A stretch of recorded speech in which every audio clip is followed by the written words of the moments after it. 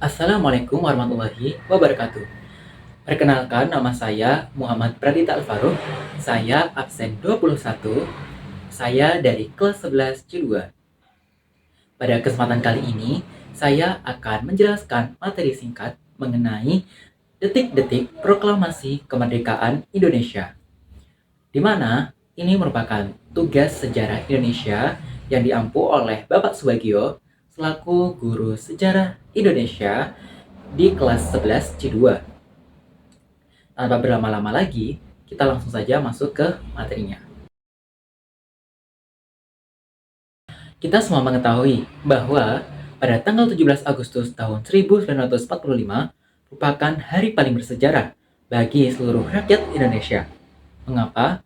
Karena pada tanggal 17 Agustus tahun 1945, tepatnya pada pukul 10.00 waktu Indonesia bagian Barat, Insinyur Soekarno beserta Muhammad Hatta memproklamasikan kemerdekaan Indonesia.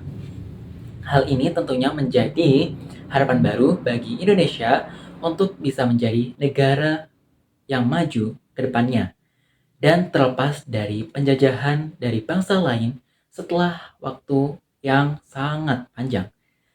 Tentunya kemerdekaan Indonesia ini bukan datang begitu saja, melainkan dapat campur tangan dari seluruh pahlawan serta para pemuda yang menyuarakan kemerdekaan Indonesia. Baik, kita akan langsung masuk saja ke segmen berikutnya, yakni Sejarah Proklamasi Kemerdekaan Indonesia.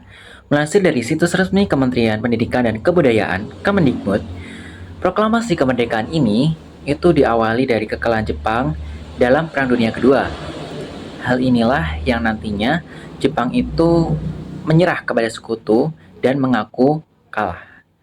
Nah, kekalahan ini ditandai dengan jatuhnya bom atom di kota Hiroshima, Jepang oleh Amerika Serikat pada 6 Agustus tahun 1945. Lalu 3 hari kemudian disusul bom atom kedua yang dijatuhkan oleh tentara Amerika Serikat di kota Nagasaki, Jepang pada tanggal 9 Agustus tahun 1945. Nah, dari momen ini, golongan pemuda melihat bahwa inilah momen penting yang bisa dimanfaatkan oleh Soekarno dan Hatta untuk memproklamasikan kemerdekaan. Setelah itu mereka pun mendesak Soekarno dan Hatta untuk menyatakan proklamasi. Namun, Dwi Tunggal Soekarno dan Hatta ini menolak karena belum ada pernyataan resmi dari pemerintah Jepang jika mereka telah mengalami kekalahan. Lalu pada tanggal 10 Agustus tahun 1945, Soekarno dan Hatta didampingi Regimen Widyo-Diningrat diterbangkan ke Dalat untuk bertemu dengan Marsekal Terauchi.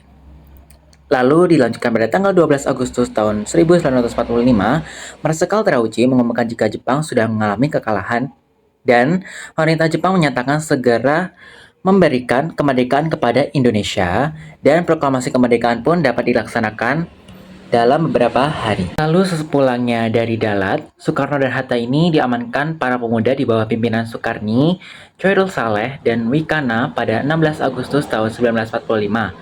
Ibu Fatmawati dan Guntur anak Soekarno yang masih berusia 9 bulan turut juga dibawa ke Rengas Dengklok dengan harapan Dwi Tunggal segera memproklamasikan kemerdekaan Indonesia. Teman-teman yang belum tahu, jadi Dwi Tunggal itu merupakan julukan khusus yang diberikan kepada Soekarno dan Hatta sebagai Bapak Proklamator Indonesia dan pemimpin pertama dari Indonesia.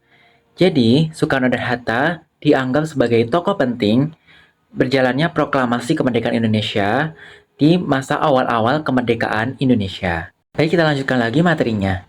Jadi, setelah tadi Ibu Fatmawati dan Guntur dibawa ke Rengas Dengklok dengan harapan Dwi Tunggal memproklamasikan kemerdekaan Indonesia, sepanjang 16 Agustus itu juga tidak tercapai kesepakatan apapun. Ahmad Subarjo lalu datang dan berusaha membujuk para pemuda untuk melepaskan Dwi Tunggal. Akhirnya mereka bersedia dengan jaminan Subarjo bahwa proklamasi akan terjadi esok hari. Malam itu juga rombongan berangkat ke Jakarta menuju rumah Laksamana Maida di Meiji, Dori nomor 1 untuk membahas masalah tersebut. Setibanya di sana, tuan rumah menjelaskan permasalahan dan informasi yang sebenarnya terjadi. Maida lalu mempersilahkan ketiga tokoh menemui Gun Saikan yang artinya itu kepala pemerintah militer, Jenderal Moichiro Yamamoto untuk membahas upaya tindak lanjut yang akan dilakukan. Namun, setibanya di markas Gonsenkan, kawasan Gambir, mereka bertiga mendapat jawaban yang mengecewakan karena Jenderal Nishimura ini mewakili Gonsenkan melarang segala bentuk upaya perubahan situasi yang dilakukan. Mereka diharuskan menunggu sekutu datang terlebih dahulu. Lalu ketiga tokoh bersepakat bahwa Jepang tidak diharapkan lagi dan kemerdekaan harus segera dirancang secepatnya. Anggota Panitia Persiapan Kemerdekaan Indonesia atau yang disingkat PKI menginap di Hotel Des Indes segera dikawal oleh Soekarni dan kawan-kawan menuju Rumah Maida. Masuk lagi di segmen berikutnya atau segmen terakhir, yakni detik-detik proklamasi. Teks proklamasi itu kemudian disusun oleh tiga tokoh nasional. Yang pertama ada Insinyur Soekarno, Muhammad Hatta, dan Ahmad Subarjo pada tanggal 17 Agustus pukul 03.00 dini hari waktu Indonesia Barat. Naskah proklamasi dirumuskan di ruang makan Maida. Nah, naskah teks proklamasi ini yang asli ditulis oleh Insinyur Soekarno dengan 2 alinea dan selesai dibuat 2 jam kemudian. Lalu, naskah tersebut diserahkan kepada Sayuti Melik untuk diketik dan setelah itu ditandatangani oleh Soekarno. Kemudian, pada pagi harinya, pukul 10.00 waktu Indonesia Barat, hari Jumat, 17 Agustus 1945, bertempat di Jalan Pegangsaan Timur nomor 56, naskah teks proklamasi itu pun dibacakan oleh Presiden Soekarno dan didampingi oleh Muhammad Hatta.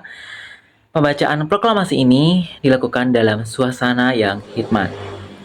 Jadi, detik-detik proklamasi ini tentunya menjadi harapan baru ya bagi Indonesia kedepannya menjadi negara yang makmur, sejahtera, dan bisa berkembang ke depannya.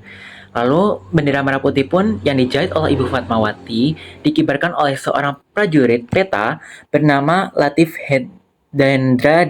Hendraningrat, serta dibantu oleh Suparjo dan seorang pemudi yang membawa nampan berisi bendera merah putih. Setelah bendera berkibar, lagu Indonesia Raya pun dinyanyikan. Berita momen pembacaan proklamasi ini juga disebarkan lewat media, baik radio, surat kabar, hingga telegram. Dan inilah isi teks proklamasi. Ada 2 versi ya, yang pertama ini versi tulisan tangan Soekarno, dan yang kedua itu ada versi ketikan Sayuti Melik. Teman-teman bisa membacanya di sini. Oke. Terasa kita telah sampai di penghujung video. Baiklah, itu tadi materi singkat mengenai peristiwa detik-detik proklamasi kemerdekaan Indonesia pada tanggal 17 Agustus tahun 1945.